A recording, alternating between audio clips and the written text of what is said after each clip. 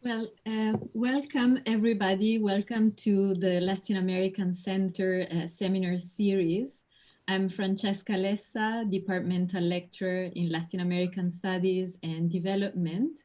And alongside my colleagues, Andresa de Souza Santos, lecturer at the Latin American Center, and Marianne Jimenez, a postdoc at the Latin American Center as well. We want to welcome you all to week 5 of our seminar series. And today we are extremely lucky to welcome back Roddy Brett to the Latin American Center, where he was a visiting fellow just a few years ago. And this evening, Roddy is going to be delivering a talk on the topic of confronting ongoing legacies of violence and division, ethnographic research in violent transitioning societies.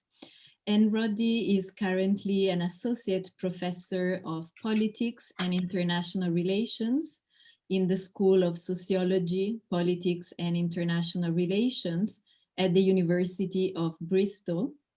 Previously, he was a senior lecturer in international relations at the University of St. Andrews, where he was also the director of the Center for Peace and Conflict Studies. And we are extremely delighted, as I said, to welcome Roddy back to the Latin American Center. And just some logistical information before we begin. I would like to remind everyone to please mute your microphones so that there are no background noises during the talk. We'll be also having a Q&A session after the end of Roddy's presentation. If you want to write down the questions in the chat, you are welcome to do so, or you can also ask them yourself at the end of the presentation. So again, Roddy, the floor is yours, and welcome back to the LAC. Thank you, Francesca. What a pleasure to be here. Lovely to see you and other colleagues, Eduardo, and colleagues on the panel. If only it were in person, but it will be again soon, I'm sure. It's great to be here. I always love these conversations. The dialogue is great. Really looking forward to the questions afterwards. Thank you for the invitation. Should I share my screen now? Let's do that. Okay. So, okay, and let me just do that. Can I minimize this? I probably can. Yeah, great. Okay. Good. And you can hear me okay? Everything's all right? Yeah, perfect. Yeah, good. Okay. So again, thanks very much. It's a pleasure to be here. What I'm going to talk about, as Francesca said, is the idea is to think a little bit about research in, well, so-called transitioning societies. We'll think a bit about what that means now, and some of the challenges that that presents and represents, and how that might help us think a little bit about engaging in wider debates relating to, well, peace and conflict studies, post-conflict reconstruction, and those sorts of issues. What I'm going to talk about is based upon a few things. It's based upon a forthcoming article that's coming out later on this year in the Journal of Peace Building, which looks at Guatemala as a failed process of reconciliation, probably unsurprisingly. It's also based upon a lot of the thinking around, but it's a different theme, but a lot of the thinking around my forthcoming book later this year, which looks at the Colombian peace process and the wider ramifications and repercussions of it. And it's also, I should mention, based upon a volume that came out last year that I co-edited with Roger McGinty and Berta Vogel, which we were lucky enough to bring together about 34 very wonderful, committed scholars to put together a volume that tries to think a little bit about research in fragile societies. So there's a very wide-ranging set of chapters, and so a big shout out to our colleagues who really helped put that together. So those are the sort of wider sort of frameworks that I'm thinking about in terms of where the research comes from. It's also based a little bit on the fact, I just want to make this clear, so I lived for 13 years, more or less, in Colombia and Guatemala altogether. working as a scholar, but also working in legal cases, working with the United Nations. So it's kind of referring to sort of broader contexts and processes. So, right, hang on. First technological issue overcome. So just to think a little bit about war-to-peace transitions. Well, most of us know very well that wars do formally end and combatants do put their weapons down. But of course, what follows rarely amounts to a clear-cut and ambiguous peace, right? Between 40 to 60% of conflicts relapse, and your own very brilliant Richard Kaplan in his book, Measuring Peace, I think engages with that question very brilliantly. And where recidivism doesn't occur, the quality of peace, of course, habitually remains low, and the peace dividend often very meager, right? People do continue to be poor, to be excluded, to be discriminated against, to live violence, whether that's political violence or criminal violence or a kind of blurring of the two. And they also continue to confront memories of violence, which are acute, painful, problematic. And people, I think, I would argue in that context, people routinely experience the present and imagine the future through the societal cleavages that may have driven the onset of past violence or become hardened as a result of it, right? Whether they be ethnic, ideological, racial, political, religious, and so forth. And of course, carrying out research under these conditions is going to be incredibly challenging.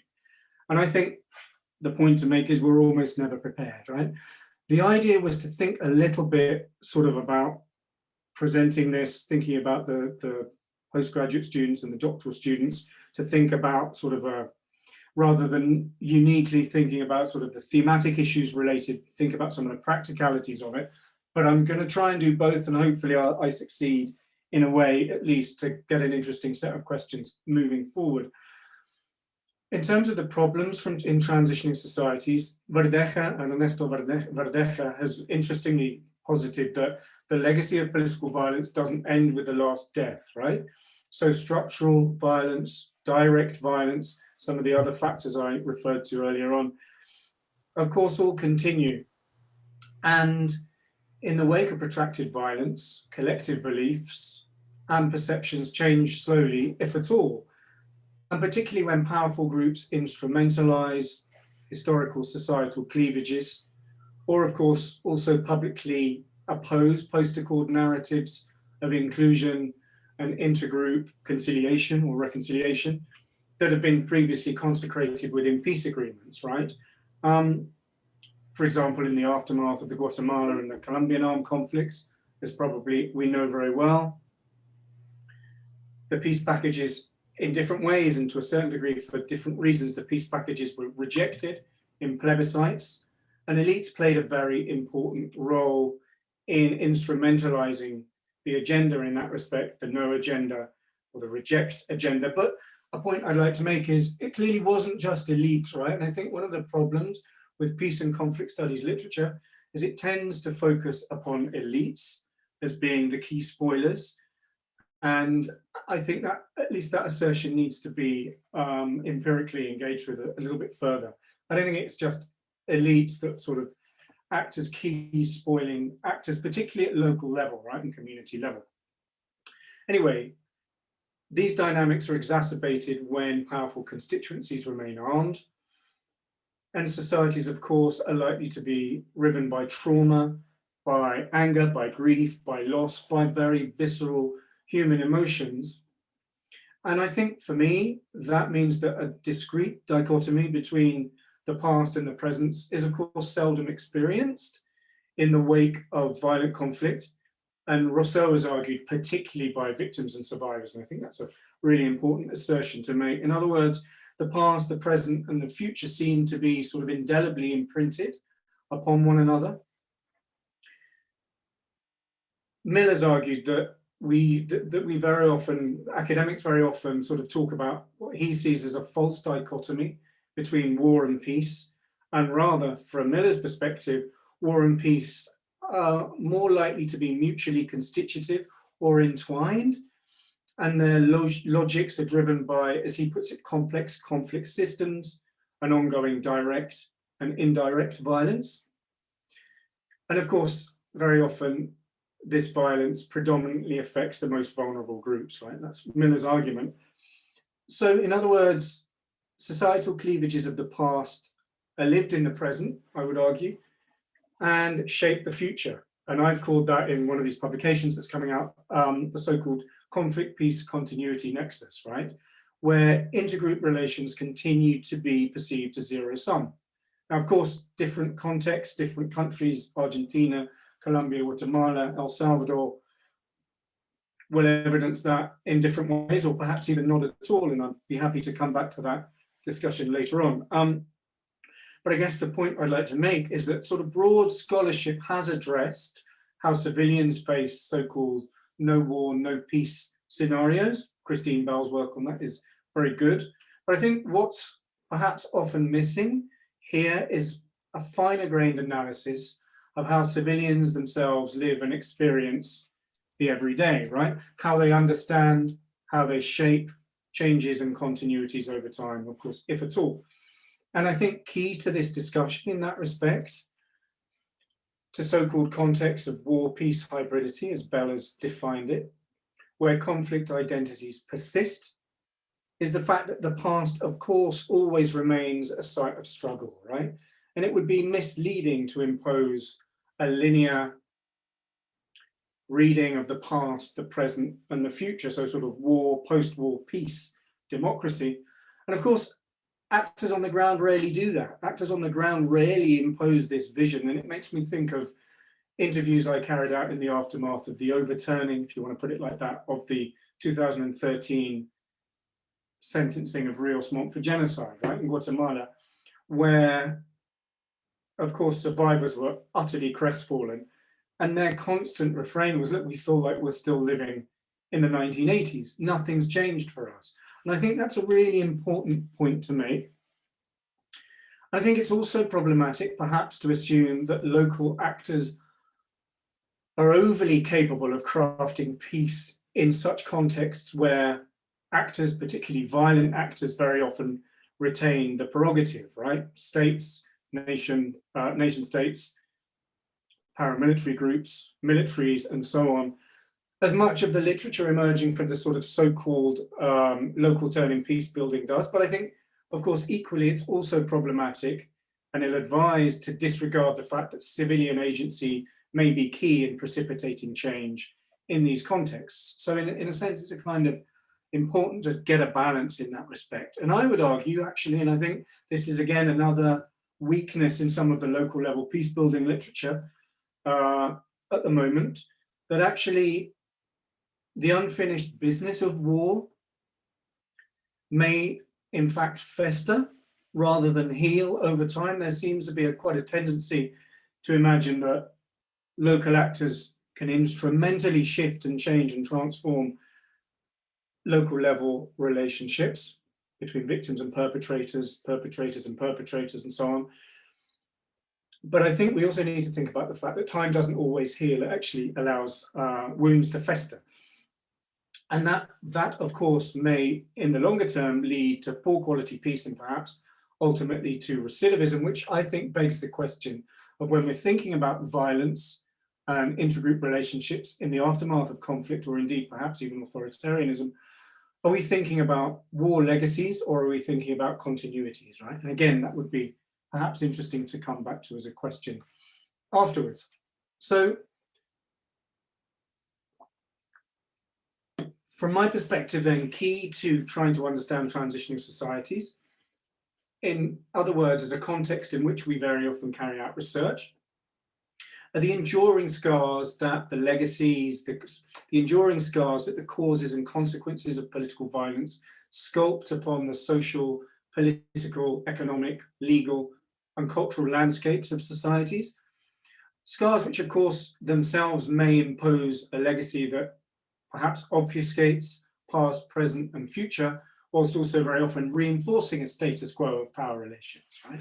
And of course, the Guatemala case, the Colombia case, are very good examples of that. Perhaps the Southern Cone might tell us a different story. And it's in this context, of course, that we carry out so-called, and that so-called I think is important, so-called field work. And what's the field for us, right? Where we go as scientists to carry out objective analytical research is, of course, home for many people, for the people that live there, is family networks, is work, is the workplace, and also the lived fear, ongoing violence, lived memories of violence, perhaps even hope, people's everyday challenges. So in short, we kind of implant ourselves in this context.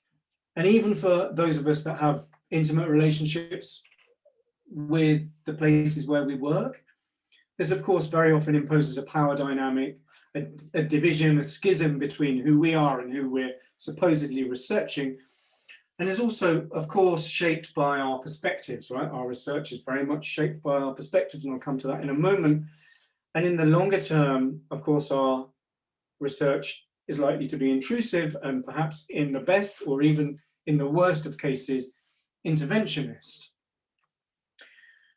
And the point I'd like to make is, of course, we're very often ill prepared for this research that we carry out, despite or even perhaps because of what our institutions will ask us to do.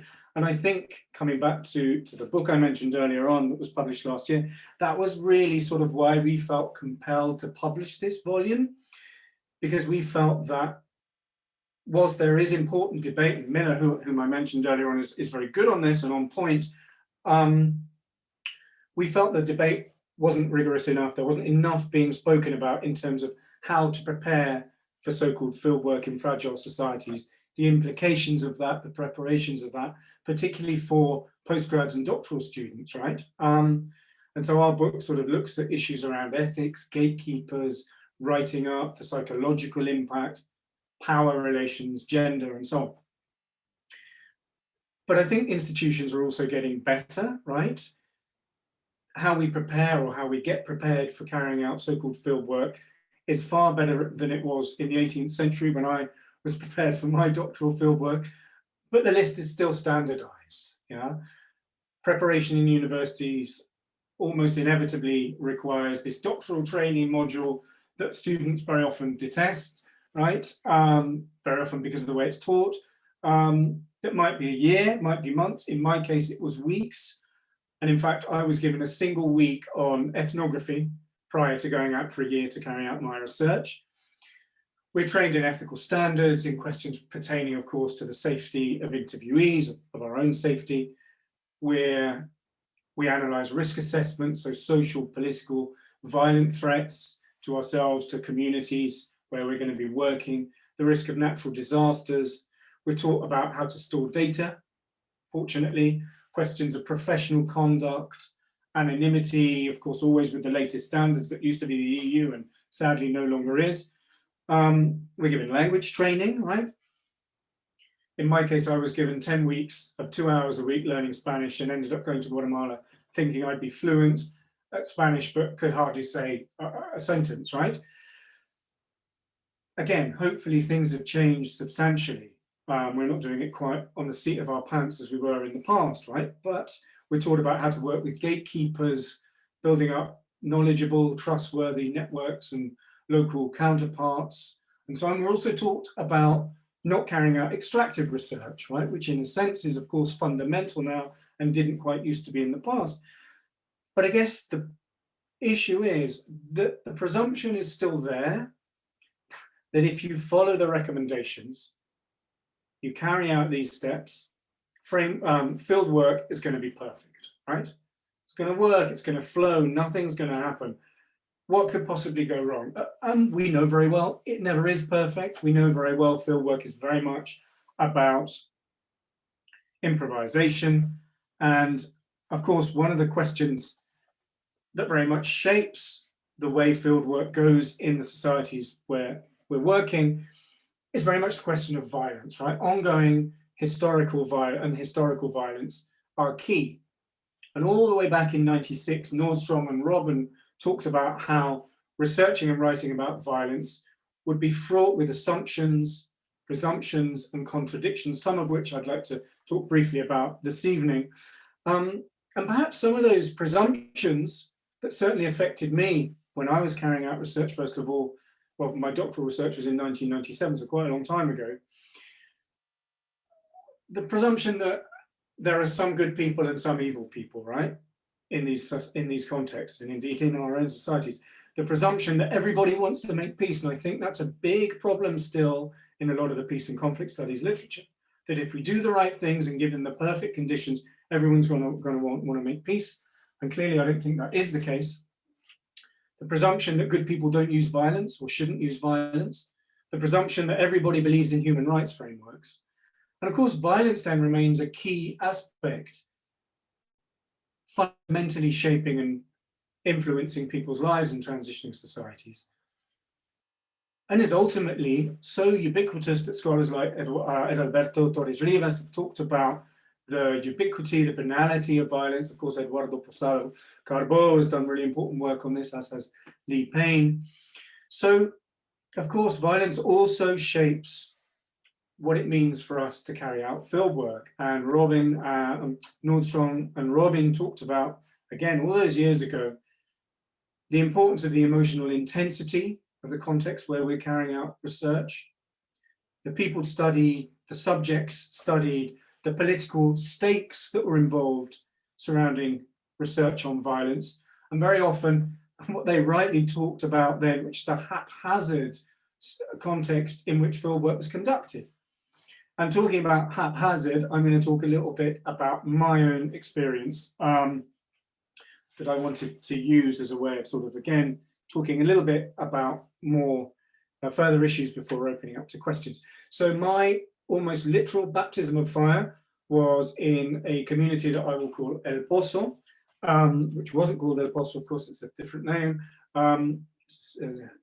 in Guatemala in 1998, okay? And I was carrying out research then on human rights and indigenous organizations and their role in Guatemala's peace process. This was my second visit to El Pozo, which was a community of indigenous survivors of the genocide in the Western Highlands, in El Quiché, one of the departments profoundly affected by the violence, and a department where, for example, in the aftermath of the peace process, there was a very high incidence of lynching for various reasons. The legal system didn't work, one of those being an important reason for that. And I visited, the first time I visited with the lawyers of the human rights organization with which I was carrying out research in order to assess effectively threats and intimidations and acts of violence against members of the community who were linked to the human rights community, carried out by former paramilitaries linked to the military, essentially over issues relating to resources, so water and land, basically. And when I returned 3 weeks later, in my first outing as a newly minted, unaccompanied, enthusiastic, bushy-eyed 28-year-old PhD student, after 7 hours of traveling in very different forms of transport, including donkeys, horses, boats, buses, and pickups, I spent the morning carrying out interviews with men. At that point, it was difficult for me to speak with women in that community, asking them about the recent human rights violations, the impact of mobilization of in the human rights organization, whether it had changed their lives and so on. And we then had lunch. And after lunch, we were all standing up. I was faced by about 30, 35 men. And the community elder, I could notice there was a bit of tension. I said, look, what's going on? It all looks a bit tense. Everything okay? And he said, look, the legal process is stuck. It was 3 weeks afterwards, right? And of course, notoriously, Guatemala's legal system is incredibly slow. Nothing was going to happen to this, sadly, to this legal case that the lawyers had subsequently filed in Guatemala City. The legal process is stuck. We're all terrified. Threats have escalated. Acts of violence have escalated. There's been another rape, as there had been before. We arrived 3 weeks previously. And of course, that ongoing violence significantly took people back to the darkest days of conflict, right? And evidenced the fact that everyday life was continually textured by violence, aggression, power relations linked to the past. In short, people weren't living in the future, they were living in Guatemala's counterinsurgency. Now, I know this is only 2 years after the end of the conflict, but it's certainly 15 years, or almost a generation or so, after the worst of the violence took place in the early 1980s, right? And that meant that it was impossible for people to leave their homes. They had very little water because one of the problems was that the paramilitaries had got control of the only well in the area. People didn't have food. So I was confronted by 30 very angry, traumatized, scared, concerned men who were talking and shouting and very often touching the machetes that were attached to their belts. And the community elder said to me, look, this is the situation. So what we thought was, Don Rodrigo, that with all this going on, we thought that we could all go down together, given you're here, and lynch them, lynch the paramilitaries, right? Lynch the patrulleros. Now, that wasn't an empty threat. They didn't mean it as an empty threat, and I didn't take it as an empty threat. And of course, nothing I'd done in my doctoral training was ever likely to prepare me for something like that anyway. But one of the things that stuck in my mind was, and I'll talk a bit about this in a moment, it's a question of the impossibility of understanding, the kind of cultural clashes, right? There I was, pretty bad at Spanish, but kind of able to muddle through. They were speaking in Spanish, which was their second language, their first language was Quiche. We were from very different cultural contexts. And I didn't understand why members of human rights organizations believed in violence, right? Why they were going to, wanted to go out and go down and carry out a lynching. So what did I do? Well, here's some paramilitaries here. This is what the pack looked like in Guatemala. I carried out a very improvised, what was essentially a conflict mediation process for about 3 hours. It wasn't a training, it was real, it was practical, using big sheets of paper that I had with me and stick figures, essentially drawing them, ustedes, and then the paramilitaries, ellos, and saying, look, this is what we have at the moment, the support of a human rights organization, of an international organization, the crime had been denounced, the support for what it was worth, which was effectively nothing, of the police, right?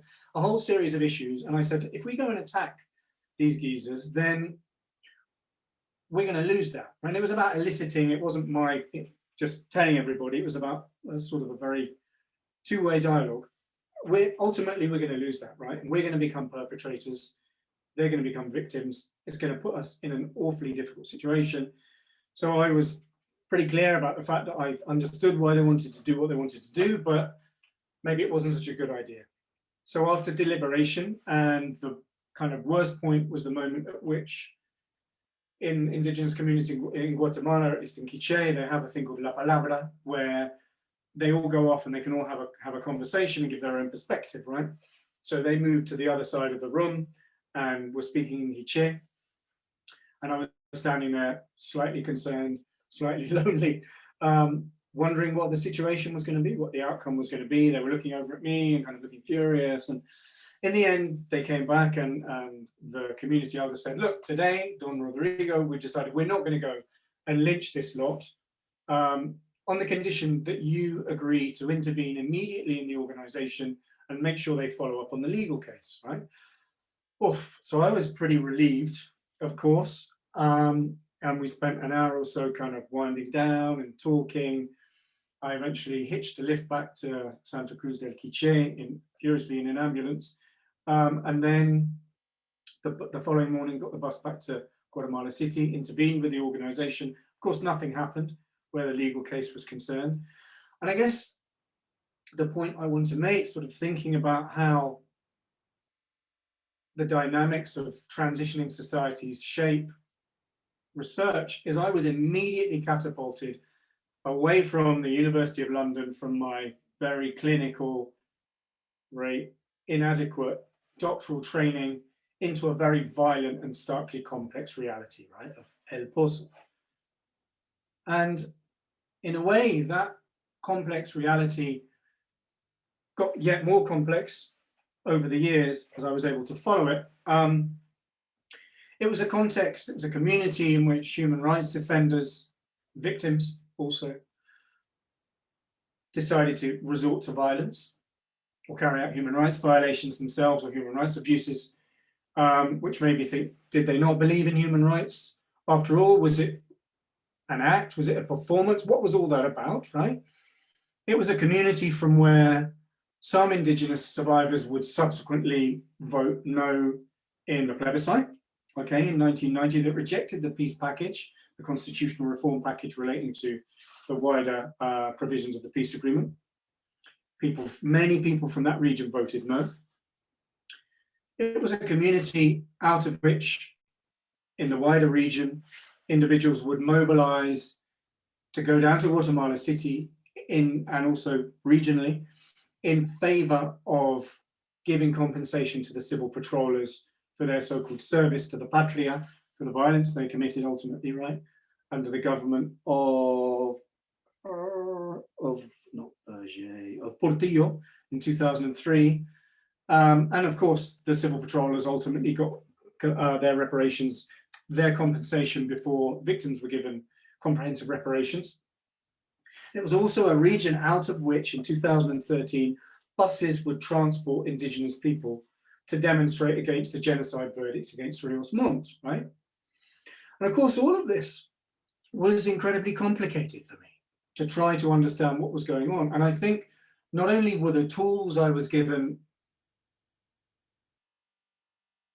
in my training as an academic inadequate, but also I think perhaps things are changing now, but our discipline itself wasn't very good at answering these questions. Of course, scholars like Lee Payne, Kimberly Tyden, there's been really important shifts in how we understand microdynamics and conflicts in context of conflict and transitioning societies. But at that point, there wasn't really that much in the late 1990s. So I come back to this question of the impossibility of understanding, right? Of course, as outsiders, we come to these societies employing what we believe to be rational and pragmatic perspectives, right?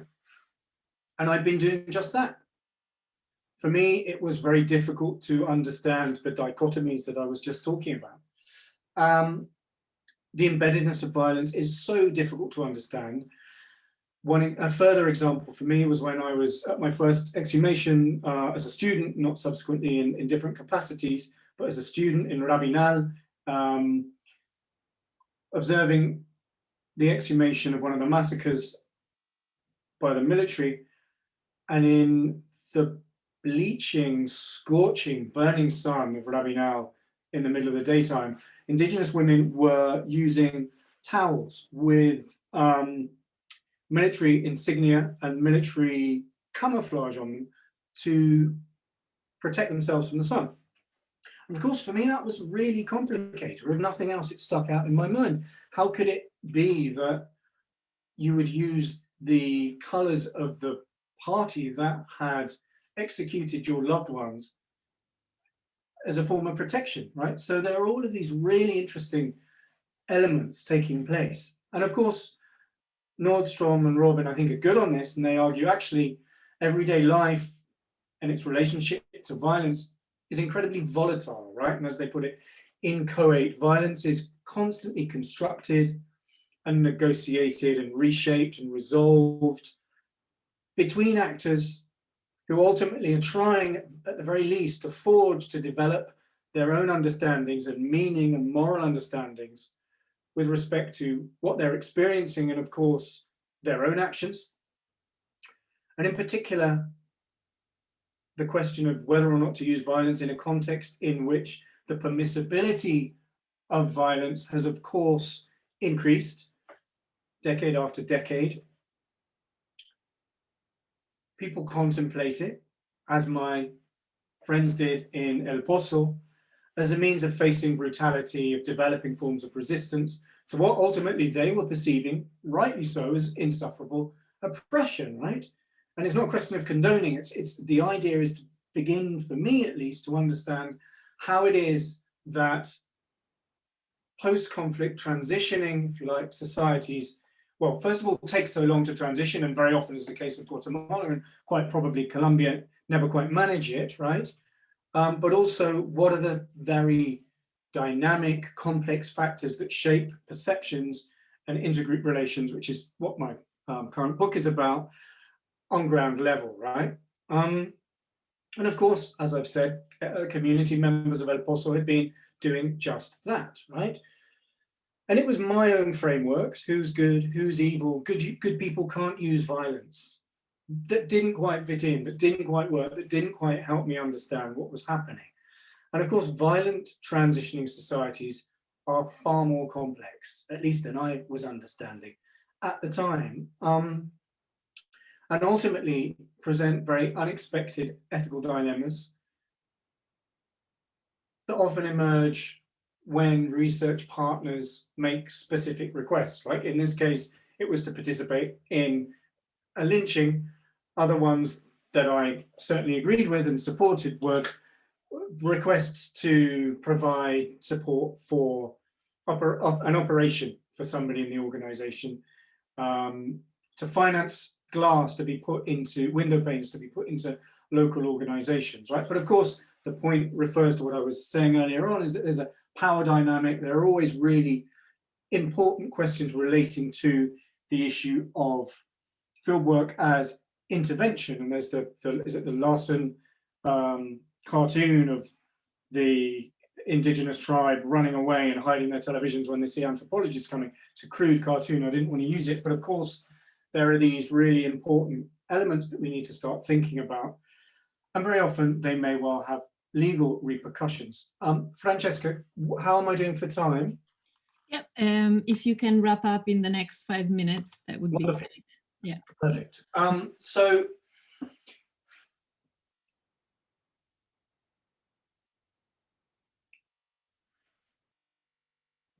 I guess the point of all of this, I had planned, as I said, to think a little bit about a lot of the theory around reconciliation. It's in there. I'm happy to think about that in the Q&A, but sort of to finish with, I wanted really to make just a few very brief points. First of all, I think what we're doing is clearly thinking through the myth of fieldwork, what it means, its relationship to power, and so on and so forth. And I think clearly during ethnographic research, we don't have the luxury, if we ever did, of dispassionate, objective research. It's often untenable. It's very desirable, but it's often very difficult to carry out. Secondly, I think clearly we have to move beyond our own presumptions and rational beliefs, whatever rational means in that context. Thirdly, I think for me, what fieldwork was always about in the end, and this moment of almost being involved in a lynching was key for that, was understanding that fieldwork is about building relationships, right? Making human connections, listening to and certainly learning from counterparts. And I think we can't expect that our presence is gratuitous, right? The fly on the wall ethnographer is a myth. It doesn't happen. And for me, my fieldwork was ultimately a game changer, and it pushed me into becoming far more deeply engaged in policy and practice in Latin America, ultimately being involved in the genocide trial, living in communities, carrying out research as well, but from a different perspective, of course. And I guess at some point, there's a moment where, at least in my case, there was no longer a field worker and their assistant, but there was reciprocal collaboration. And of course, there's a huge amount of debate around that at the moment, particularly relating to sort of the decolonization of academia, right? And I guess my question to end with was, all of that's very important, and I'm certainly, as I've said, that's the process I've gone through, but of course, it also raises a question as to whether or not we're able ultimately to be objective, right? And to carry out scientific research under these conditions. And I think that's a nice moment to end on, and to think about sort of further debate and discussion. So I'll stop there, if that's all right, Francesca. Thank you. Thank you so much, Roddy. I'm gonna stop now the recording.